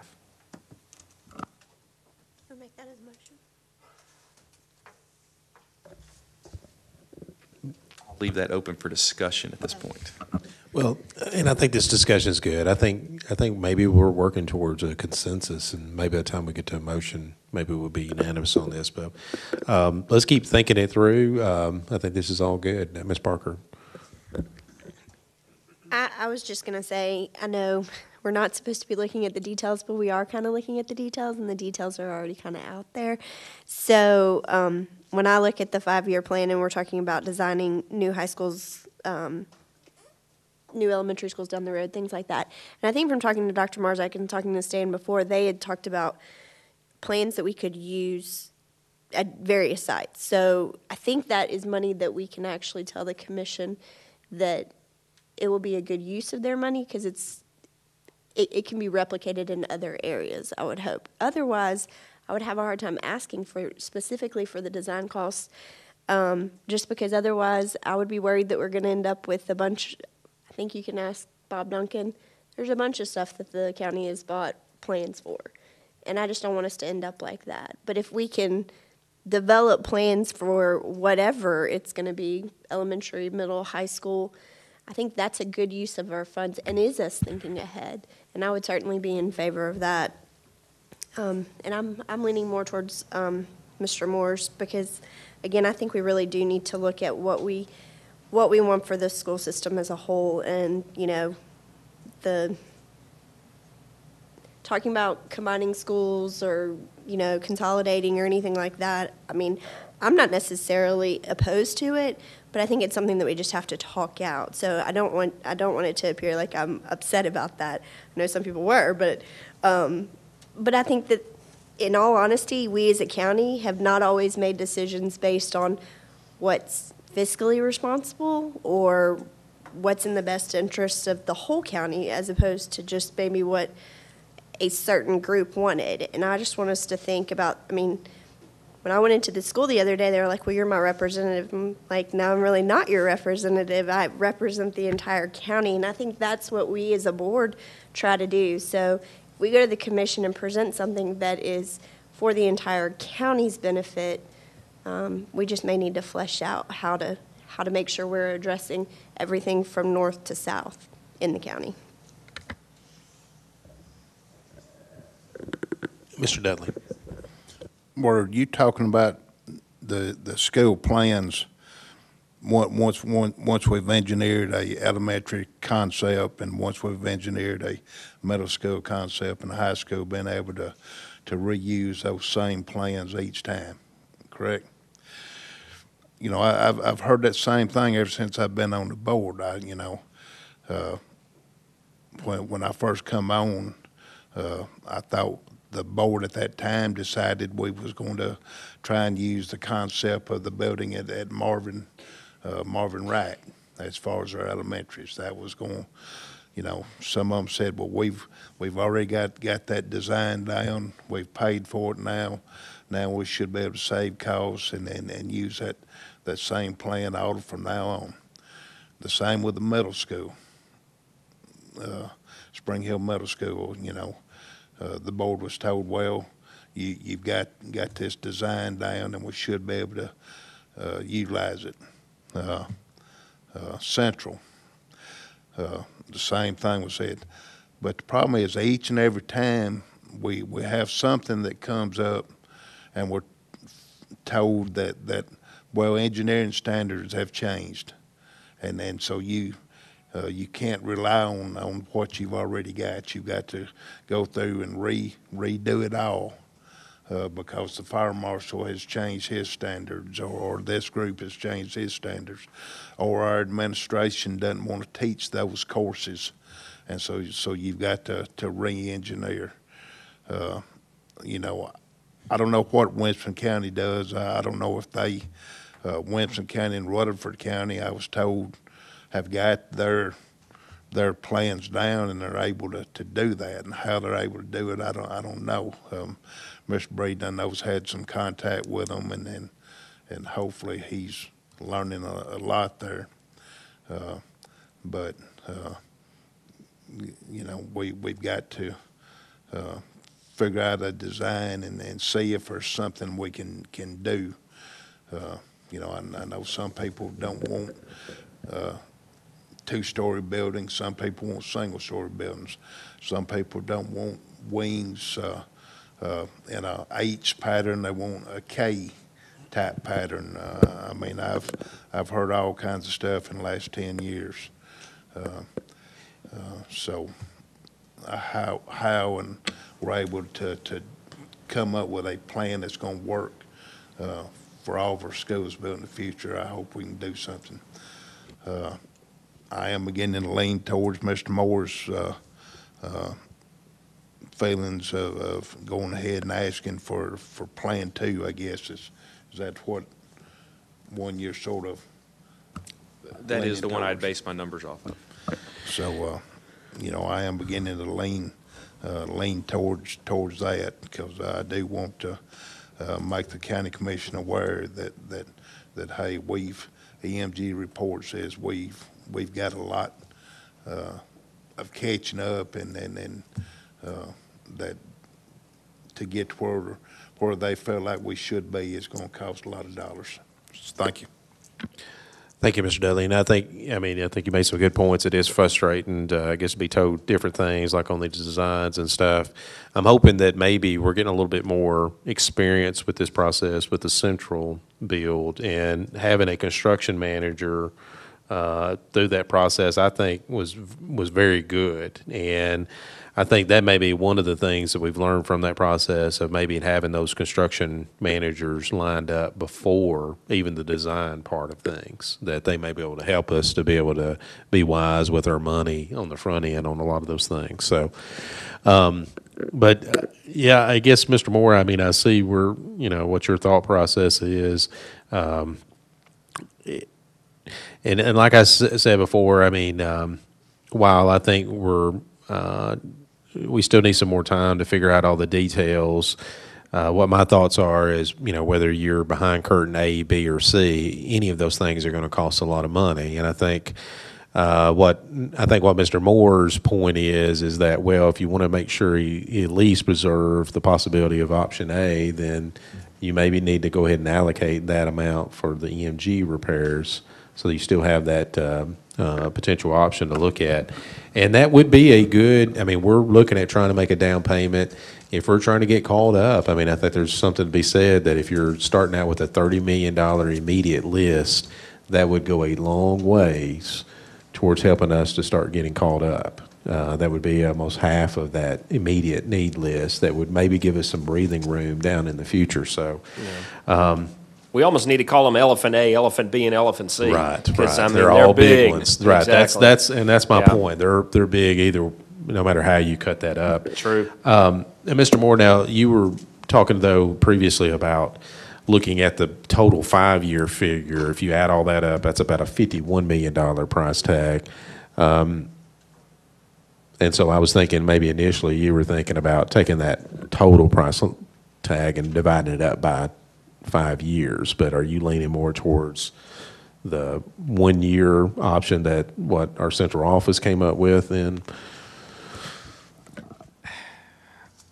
the problem I've got here is we could look at this about 3 dozen different ways, I'll be honest. I mean, I'm just was throwing that out there as another option. And to further confuse and muddy the waters, if you take into effect the $2.4 million that we are assuming that goes through that we allocated, you could technically take my $22.48 million and knock it down to an even nice round $20 million if you wanted to, based on that option B. If I didn't lose anybody yet, okay, good. So I mean, I'm just, and I do want to be clear, I'm not exactly making it a kind of a direction. I'm just kind of tossing some numbers out there and some different ways to look at this. My only concern is going on the bottom end with the $9 million from option 3. It did take some things off the table. And the reality is, and the way I look at this, if you're looking at option 2, if you look at the $16.6 million, it does include Baker, it does include a McDowell.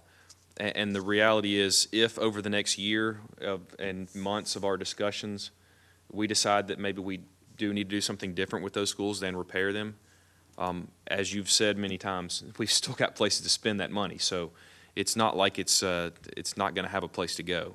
But I would just rather not kind of corner ourselves or make anybody think we're going down a road that we may decide in the next month or two that we just don't want to go down that road. So that's my thinking.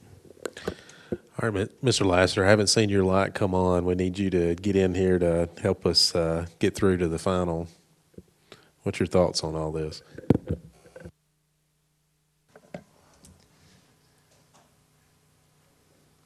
I guess one of my big concerns is how much in reality are we going to get versus what we asked for? And I realize that, like I said before, I'd like to have the money to fix it all the first year, but I don't think that's going to happen. I know, well, in fact, I know it's not going to happen. And I just want us to make sure that whatever number we come up with, like you had mentioned earlier, it's very identifiable, because otherwise we're going to go to the commission and they're going to say, maybe here's a couple $1 million for repairs, and here's your buses, and pretty much that's it. Have a nice day. And I think that a lot of them understand the needs we have, but I think that we need to make sure that we have a good plan to take to them. You know, like Mr. Moore and some of you have discussed, I also don't want to trap ourselves into, again, the politics of this, that if we go with the one scenario, people are going to assume right away that, ooh, we're going to go with this plan, and now we're not giving you any kind of money for this. I don't want to get into that plan. And so I'm still trying to decide here on a number that I'm comfortable with, and I don't know yet what that is.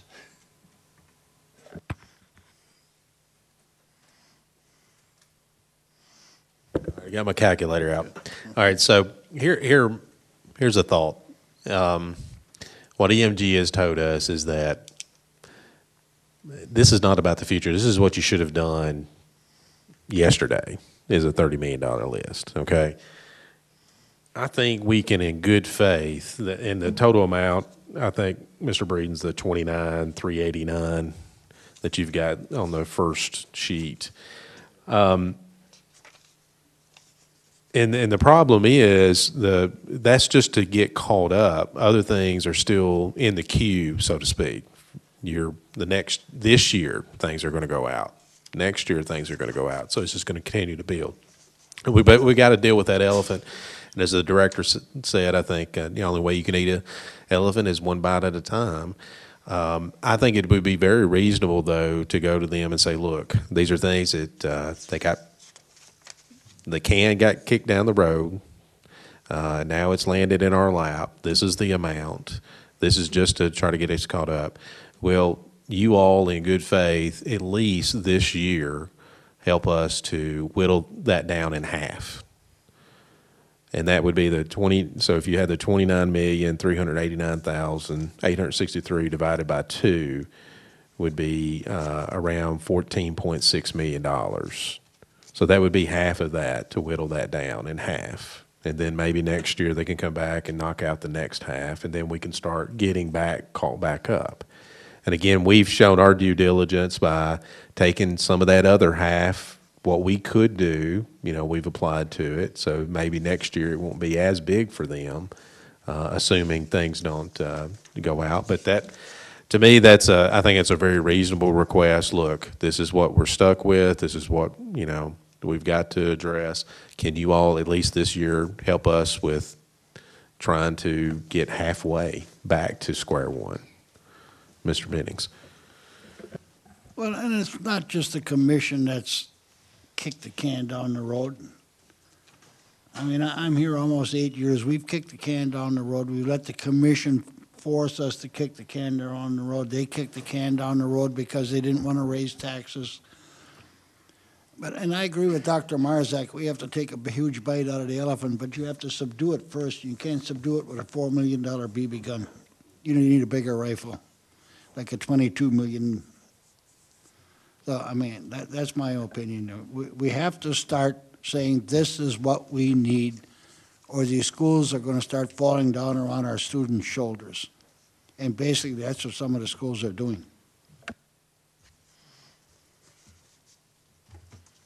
Mr. Dudley. Thank you, Mr. Chairman. Are we ready to entertain a motion? You've got something worked out? Okay. I make a motion that we proceed with, and I don't know which plan we're calling this. I assume this back page was 3.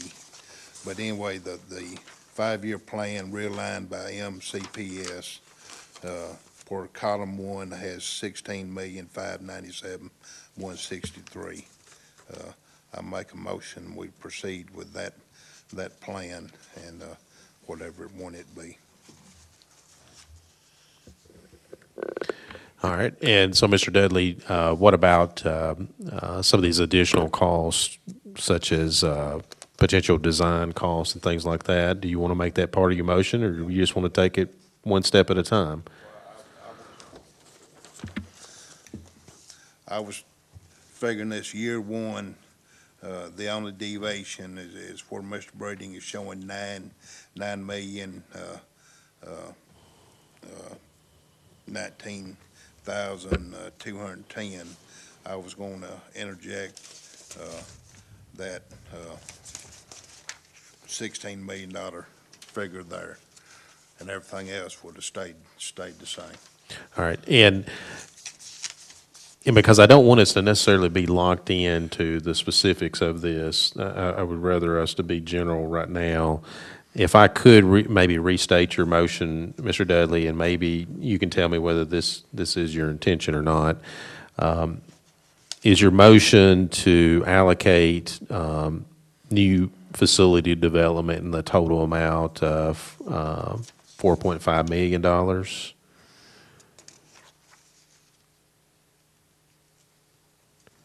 And capital repairs towards the EMG list would be this $16,597,163, and then the buses of $1,336,900. Okay, is that an accurate reflection of your motion? Okay. All right, so I'm gonna restate the motion. So the motion would be to request for our 2016-17 capital outlay budget would be number 1, total amount of $4.5 million for new facility development. Number 2 would be, let me state them out, $16,597,163 towards EMG repairs. And number 3 would be $1,336,900 for buses, Correct. including the reduction of the walk zone buses. Correct. Okay. All right. So does everybody understand the motion that's on the table? Okay. Is there a second? All right. So we have a motion by Mr. Dudley. It's been seconded by Ms. Parker, excuse me. Okay. All right. So I'm going to open the floor for discussion on the motion. Mr. Lassner. Question actually for Dr. Marzek. On the proposal that was just made, we've got the $500,000 to go through and look at moving the Department of Ed and the We love that alternative term, by school. the way. Thank you. You're It is welcome. being adopted. Thank you. You're welcome. Because it's not central office, you were No. Department of Education. Yes, you're right. Now, at the last facilities meeting, Mr. Lindsay brought up about the possibility of that being done sooner. Yes, And I heard excitement in your expression, but yes. is that a reality? Could it be, could your department, I realize you may not be able to move alternative school and whatnot, but could part of that be done sooner because Our key thing is it has to be developed. Right now, it's just open floors of office space. So what Mr. Breeden would have to do is meet with Jan McKeel as soon as possible, start to look at what we need to accommodate what we have and what.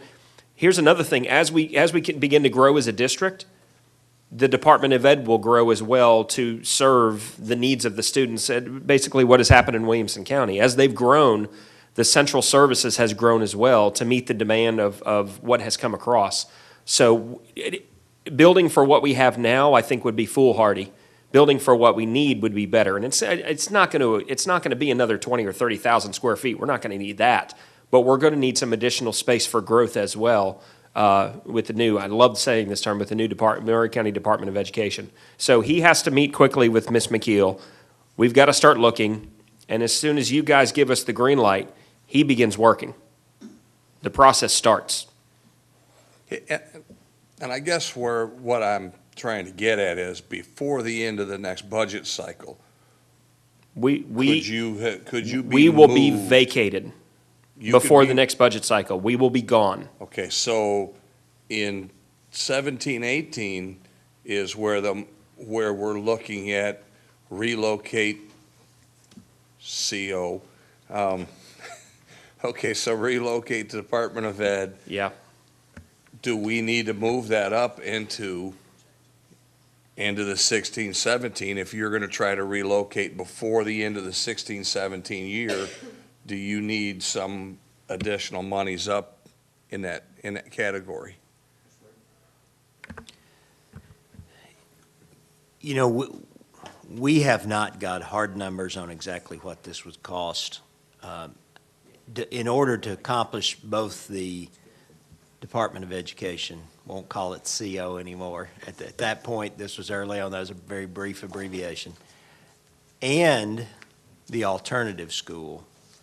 You know, I was looking at a wing out there that would have to be renovated. Now, parts of the other building, we might be able to move in without a lot of build out, but this one part of the building that's approximately 50,000 square feet, which would probably be an ideal place to put the school part because it's separated from, you know, at least part of the, I don't think the school needs 50,000 square feet. But I figured $20 a square foot is about $1 million to accomplish all of that. We will be able to sell our building. Problem is, we probably won't be able to sell our building until we move out. So we can use, and right now we're working on getting, if we could sell, if there's a willing buyer, how much the willing buyer would be willing to pay. Because that's, I guess, ultimately what you can sell it for. But, you know, I think it would be more than half of that. So that helps us understand where we are. And it could be, let me just say, since we're on public record here, it could be a lot more than half of that, but I just don't know how much more than half of that is. So we were just putting in some numbers that would help us get there. So depending how quickly it all comes together, the building sales, and then when we do change this into a magnet, if we go the route, as Dr. Marzak has suggested, of a magnet technology elementary school, there will have to be money spent on this building. I mean, obviously, this room's got to go back to being a cafeteria and a lot of other things like that. There's got to be new furnishings bought for the building. There's got to be some infrastructure put in. We're already working on part of that, but you're talking about equipment to go along with that. And so there will be some costs. So really, it's probably the combination of that year one and year two numbers along with the sale of our building to make all of that happen. Do you need more money? So what you're saying is, do we need that other $500,000 in year one? Do you need another $200,000 in year one? I mean, And I'll tell you, it's really hard to say at this point. It's really hard to say, but we could probably use all of it. and so that's one part of my question, and the other was going to be, and this is just in general, and Dr. Perkins may be the one to answer this, but out of the proposal that we've made, historically, the commission has said, all right, you're asking for X amount of dollars from, for capital outlay, so you need to take X amount from your fund balance to put over here, which for us is the same money, but when it goes out to the public, that shifts the perception of how much the public is paying, I guess would be the way to say it. So from what we are expecting at the end of the year and the new fund balance, if they were to say take some out of there, what kind of money could they say, and how much would that affect it? Are you saying for the new budget or for this year? For the new budget, where we're going to ask. Well, Mr. Lassiter, I mean, when we go over for this 16-17 budget, like in a week, if our board approves the amendments that we've made, there's not going to be a whole lot of fund balance sitting there. Now, there may be some when the books close on June 30th, but that's all speculation on everybody's part at this point. But I do think it does raise a good point that, you know, you're thinking, I guess, outside the box. What about, you know, some other scenarios? I think we've got some flexibility, you know, even if we say we go ahead and pass what's on the table right now, and if some other things come up, we may have some additional flexibility after the books close on June 30th, because we may have some additional fund balance that's available at that time. But again, it's all speculation at this point. If we go with everything that we've talked about thus far, I'm going to say we're going to have about 2.7 million that we'll be able to say that we can, above our 3%. And one reason that I do ask that is because we all know that, yes, if we have fund balance left, there's plenty of things that we can spend it on. So I'm just trying to think ahead and say, all right, so if we're thinking, okay, we're going to ask them, the commission, for the money to go through and do the items that we have laid out, and then we're thinking, well, we'll have another cushion over here in case this happens or that happens. I just kind of want us to be prepared that they may say, well, you know, you're going to take $2 million. Yeah, we'll fund this. We're going to take out $2 million that you're going to take out of. So I was just kind of going through my head. But now, if this board approves what this committee has recommended thus far, that argument cannot be made, not this month and not next month. Okay? In real terms, our fund balance, what we as a committee just determined just a few minutes ago, is that what we've considered to be a safe, reasonable amount was around 4%, which I think is rational. I think that's a reasonable thing. So there's no more cushion that anybody can point to this board to say, no, you can actually spend some additional money over here, because we've done our due diligence. We've gone through what funding we do have available, and we've allocated that funding to hit the ground running right now. Now, again, we can all speculate what's going to happen after June 30th and the books close, but that's pure speculation by including this board and this committee. We cannot spend money that we do not know what's really going to be there until the books close on June 30th. So.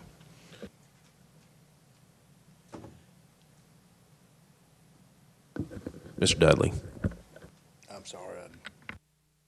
All right, so we got a motion on the table by Mr. Dudley, seconded by Ms. Parker. Any other discussion on the motion? Mr. Moore. Can somebody clarify the total number we're talking about here? My math has 22,434,063. I know that's kind of some rounded numbers, but. I know I rounded the 4.5, and it should have been a little less than that, I think. 4.54 maybe. Well, these are the numbers that if this is right, capital repairs, 16,597,163, plus buses, 1,336,900, and then with new facility development figure of 4.5 million. Is $22,434,063. Is that the numbers we're using? The only point I want to make on that is, I don't, just again, because we're looking at it, The 4.5 is actually a little short. I think if you add up from the sheet we were originally talking, I think it's actually 4.54. And I don't know if you want to do 4.54, or let us try to Yeah, work within the 4.5. I rounded it off to 4.5 because I'm using a general figure, so I did not take it down to the penny because I'm not sure, we have not, as a committee, as a board, actually gone through any of those things and made any decisions, and so it is truly a generic number at this point. So I just rounded it off to 4.5. So can we make the generic number a nice even 22.5 instead of 22.434.16? Well, I think the commission will want to know the breakdown. Okay. So typically, when we've gone to them, they want to know, you're doing this much for this much for this, and so we would need to divide. If you do that, we'll have to go back and divide those numbers up some way, so. Well, that's the only reason I'm pointing it out on the 4.5. I just want to make sure when we go to divide that out, we're going to shortchange ourselves about $40-something thousand. Just trying to And make again, sure. those numbers were estimates on Okay, our part. that's We fine. don't have any hard numbers. Yeah. None of those were based on any kind of hard That's the number. OCD in me wanting to take over. I'm sorry. Well, you can make a motion to amend if you want to revise that number.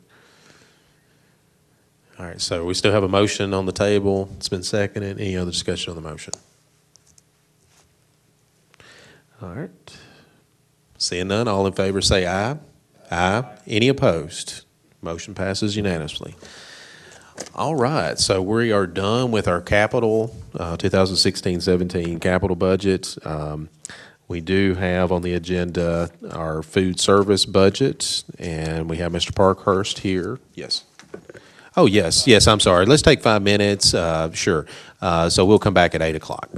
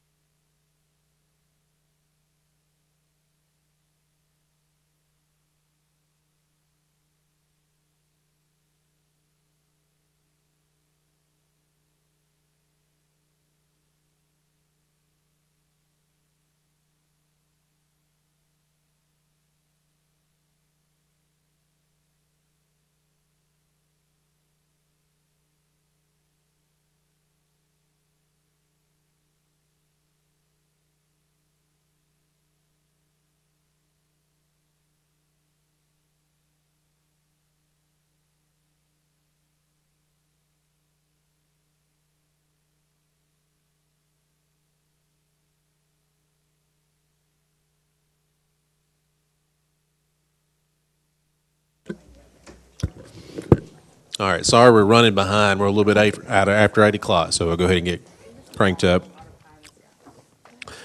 Mr. Parkhurst, you had submitted a proposed food service budget, and that's been on SharePoint, so everybody's had an opportunity to look that over. And so instead of you doing a presentation, what I'm going to do is just open the floor up to the committee to see if anybody has any questions about your budget. Mr. Moore. I just had a real quick question on the miscellaneous refunds. Can you explain that one to me, the 44170? Miscellaneous refunds, that's actually funds we receive as far as a cheese rebate for pretty much all the pizzas we purchase. We receive so much allotment per pound, and that's actually why there's such an increase. We must serve a lot of pizza. Yes, we do. Because that's a nice job. Not that Well- I'm complaining, it was obviously an outlier there. Well, with it, I mean, the quality pizza that we're using this past year, there's a lot more cheese in it. It's about 9 pounds of cheese per pizza. So with that, and we receive, top of my head, I don't know the amount per pound that we receive from it, but we do receive a substantial amount of money off that. Okay, thank you. All right, any additional questions? Yes, Ms. Powers. It's a whole pizza, so it's 8 slices. I believe it's 9 pounds. I have to look at it, but do the math real quick. Maybe, yeah. Hey, I like cheese, you know. Let me just add, one Yeah, of the it's a lot. things you may not know, this was news to me when I Oh, got it's- involved in this. We get a lot of federal commodities that they'll just give us the cheese, but what Mr. Parkhurst does is he takes that cheese then and finds vendors who will take that cheese and make it into pizza, and then we buy the pizzas from the vendor, but the cheese part of it's all subsidized by the government. So instead of just giving each, I've seen other school districts where they just let the big blocks of cheese come to school and say, you figure out what you're going to do with it. Instead, he uses that to get and bids out vendors who will turn that into pizza, which is a great idea and a way to utilize those federal things we get. It's $9 per case of worth of cheese is what we get reimbursed on. But that's for that's for our high school size pizza, and we do that version in the elementary meal too as well. But we also we get reimbursement on our breakfast pizzas that we have. There's some cheese on there. We get reimbursements on the 4x6, the standard pizza we've always we've grown up with. But all that combined, we get a check roughly about $20,000 because of we're allotting that money to be spent in pizza purchase. Interesting stuff. Mr. Parkhurst, on your budget, it looks like you're proposing to use some money out of fund balance. It looks like,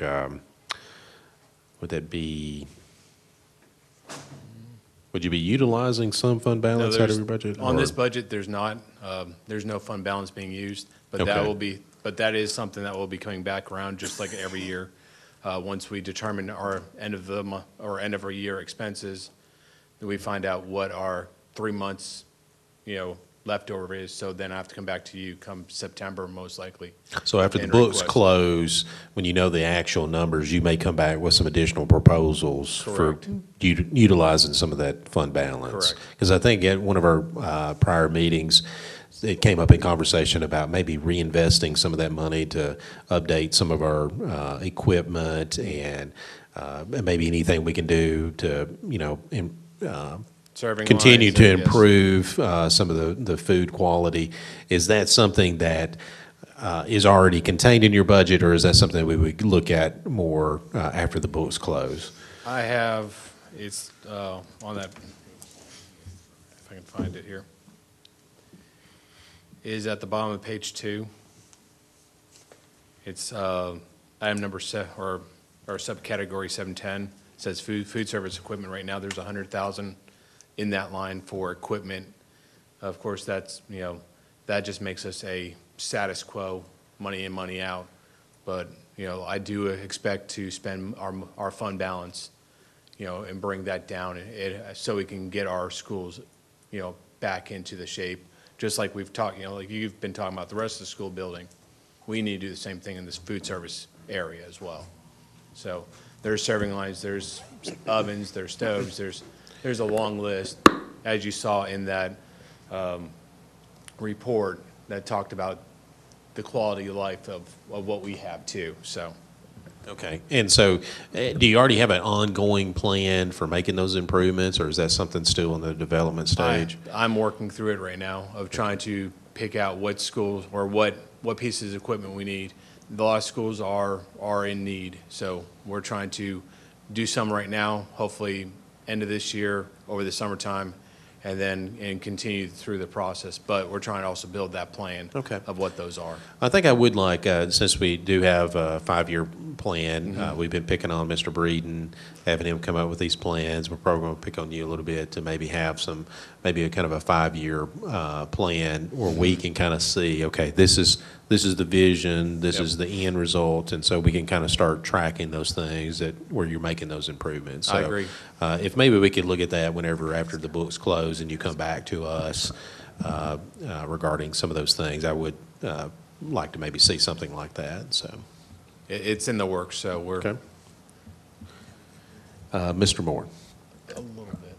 But I guess kind of three things. One, I'd like to echo that. I'd really like to see us move. I know you've kind of had to operate. I know last year you kind of did what you did for the year and then saw what you had left over to see what you could improve with that. But along with Mr. Bates, I'd really like to see us move more towards the model we're moving with the rest of our departments, where we do have a plan for maintaining and upgrading equipment on a annual basis and keeping it that way. And it sounds like you're working that way, so that's great. So definitely whenever you can bring that to us and we can start going over that, that'd be great. We've taken that report and pulled some in and have a general idea, but we're trying to really hunker down and really get more detailed oriented with what's there. There's a lot of equipment that was labeled the same thing, so we're trying to really gear up so we can specify what we're going to do and how we can really attack it better. Okay. And then I had two more things. One was a question, and if you could just hit the high points of this one. I know we had talked about this last year with personnel changes. You had made some kind of changes in the direction you were going. I see some, I don't see a big net change, but I see some movement in your departments on personnel. Can you give a really brief explanation of what you're doing there? Is it going the direction you want, or as far as, it looks like you had some reduction in cafeteria personnel and then some increases in cafeteria managers. I know you had briefly talked about that a couple of months ago as well. Well, that's just, the changes are just because of new staff coming in. Staff just increases because we've gone to a 10-year pay scale, so that, with. So with those, and trying to see where we're at.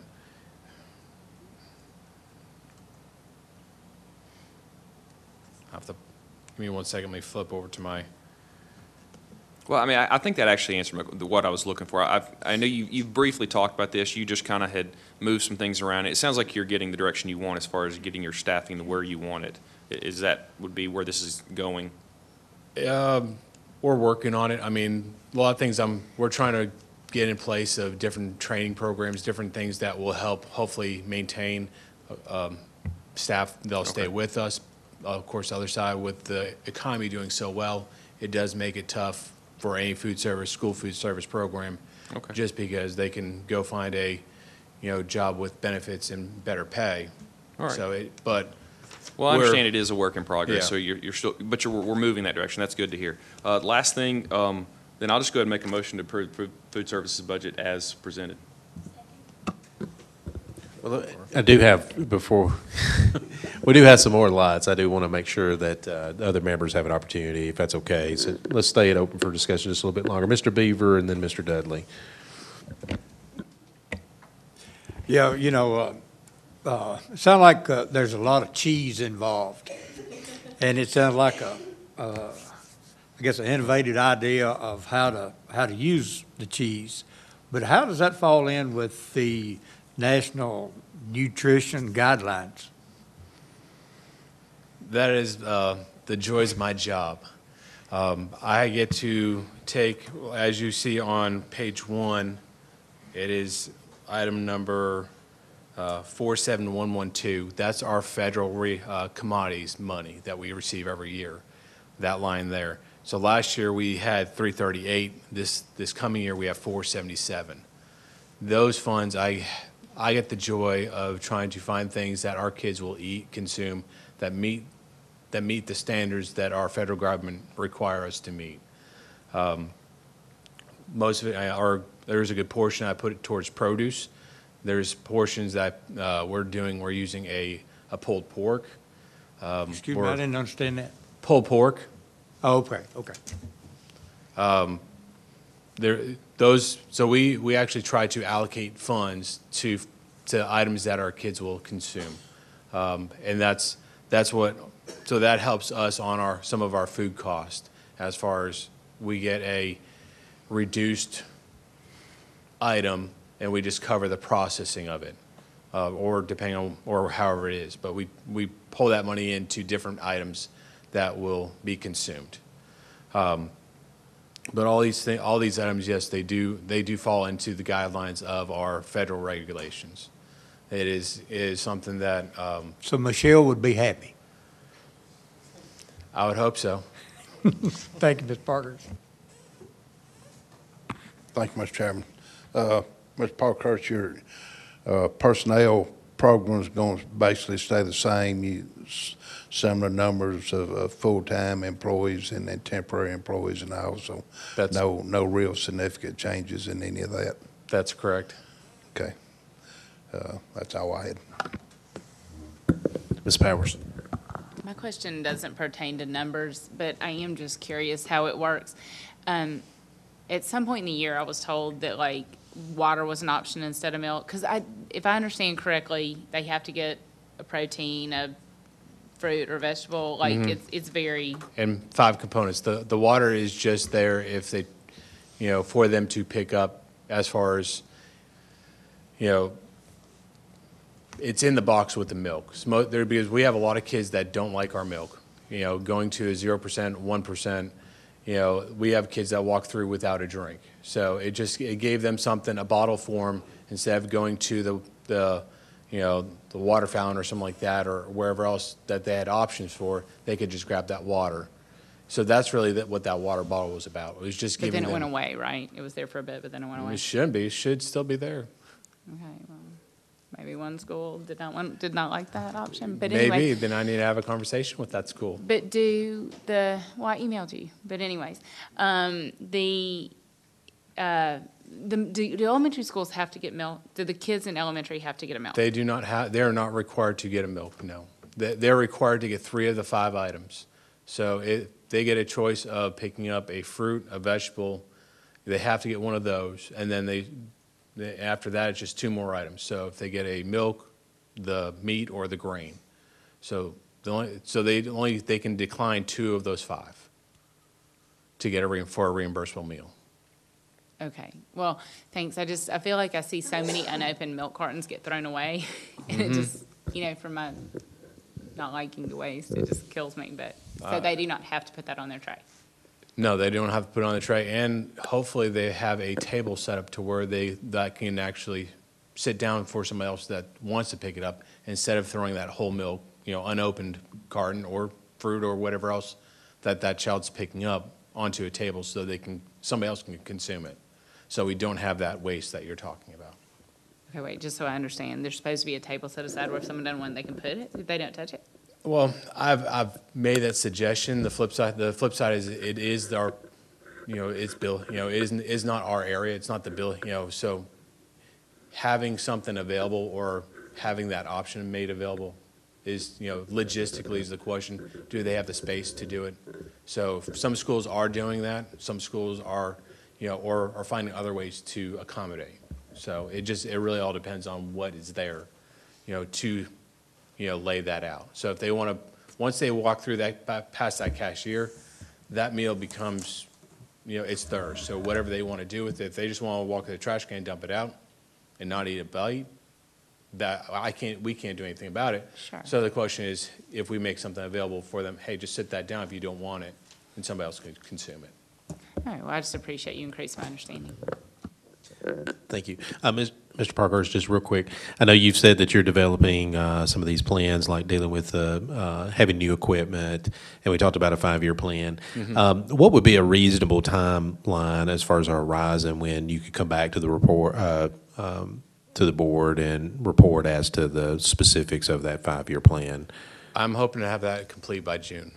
Okay. So So the why next don't we couple maybe months. shoot for at least by July then, our July meeting? And so if you can just add something to the minutes, just so we'll have kind of a reference time that we'll come back in July and we'll look at that then. So I appreciate that. So with that, Mr. Parkhurst, you've submitted a proposed budget for 16-17, total revenue of $199,308. And total expenditures of $7,198,054. Is that correct? Correct. Okay. Is there a motion to approve the budget that's been presented? Motion by Mr. Moore, second by Ms. Parker. Any discussion on the motion? All in favor say aye. Aye. Any opposed? Okay, no opposed, so that passes.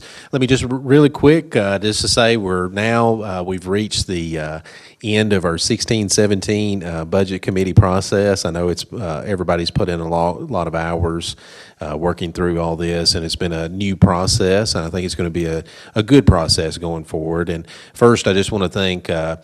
Breeden, Mr. Parkhurst. You haven't been here as much, but Dr. Perkins and Dr. Marzak, and as well as everybody else that's been coming to these meetings. We certainly appreciate y'all's time. Hopefully, you all haven't got too tired of seeing us.